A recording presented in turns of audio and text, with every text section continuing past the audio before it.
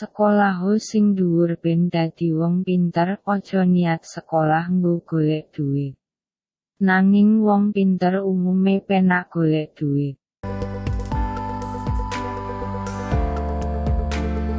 Ajenana gurumu ben berkah ilmumu, gunak keadabmu, dingkluk keraimu nang ngarepe gurumu, sadhuwur langipun ilmumu, nek gurumu ora rido Gusti ya ora bakal meridoi.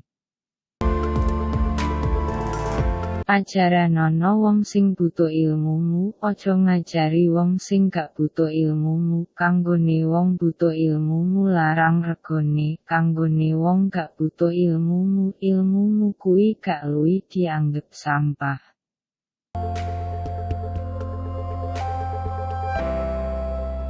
Didik anak kuwi aja disayang-sayang, aja dialem-alem, tapi yo aja mbok bentak-bentak. Kuncine ndidik anak kuwi ana ning awake dhewe. Wong tuwa kudu duwe bawa dhisik baru iso ngajari anak.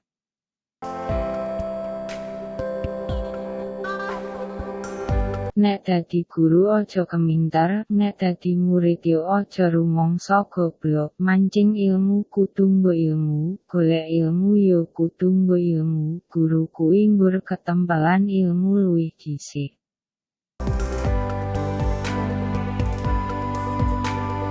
Najan koe 1000 kali lipat luwih pinter saka gurumu, nanging koe wajib ngormati gurumu nek pingin berkah ilmumu. Sinau kuwi ora ana enteke, sing wis dadi guru pun tetep ijek sinau. Aja ngomong ora iso, aja ngomong wis tuwa, belajar kuwi batese mati.